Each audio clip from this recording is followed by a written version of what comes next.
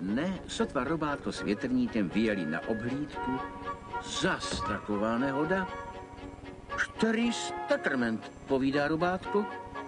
Který statrment, povídá taky jezevec Líčko, co tam ležel na cestě.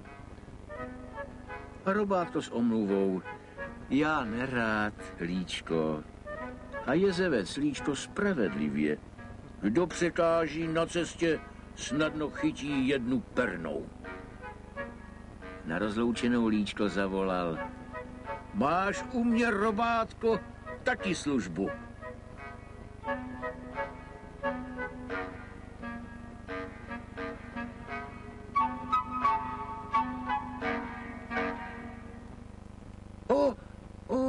Ty jsi mi, Robátko, pro vylékání. Potom řekla, že musí vyzkoušet, jestli už jsou maliny dost zralé. Robátko, že jí pomůže. A tak tam spolu zkoušeli maliny.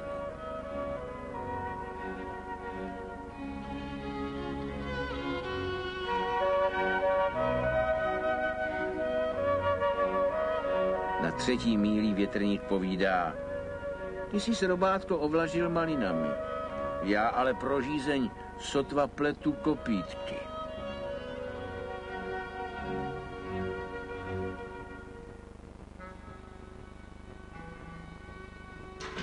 Abys nepřebral, povídá Robátko. Po 3. už se podívám, křikl Robátko. No ty jsi mi pěkný podjous. A vzteklík, jak pak ti říkají?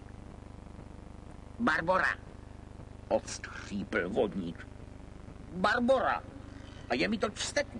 Co pak jsem ženská? Z tebe radši dál, na rozloučení, řekl Robátko. Já ti jdu s radou a ty na mě takhle? To bude asi rada, rozkřípl se s pohrdáním Barbora. Náhodou dobrá. Kdybys tu měl k sobě hospodinku na všecku ženskou práci, zapomněl bys, že se jmenuješ jako ženská. Jenže kde tu hospodinku vzít, skřípl vztekle Barbora.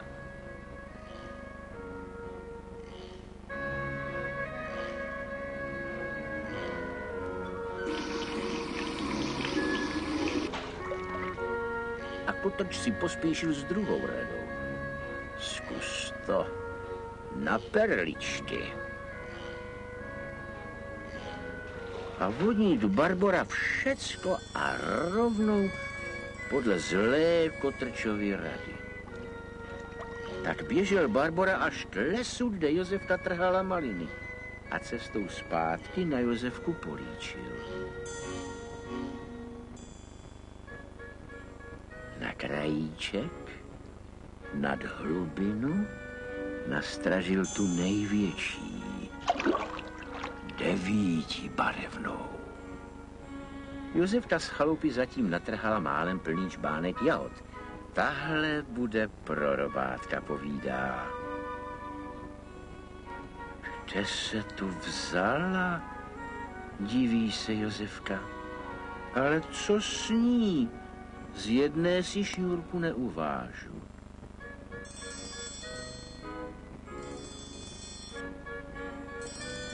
Tak perličky vedly Josefku rovnou k řece.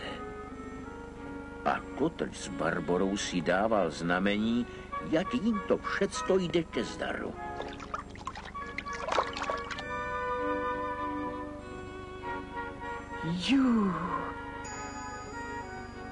To já musím mít, řekla Josefka. Protože když se dá hezká holka do sbírání perliček, musí až do konce. Jenže proutky, to je křehké držení. Už to všecko viselo na jediném zeleném proutku. V tom někdo od lesa křikne: Drž se, Josefko!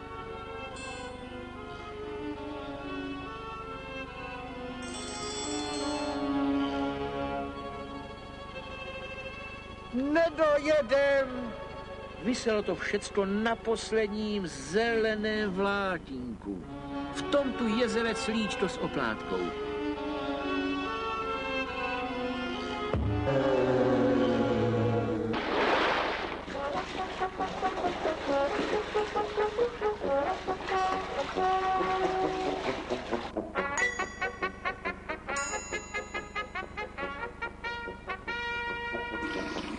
Slíbil si Josefku a teď tohle.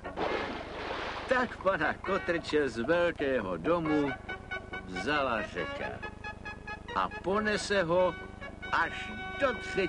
moře. Než se Kotrč vrátí, bude to trvat nejmíň 4 neděle.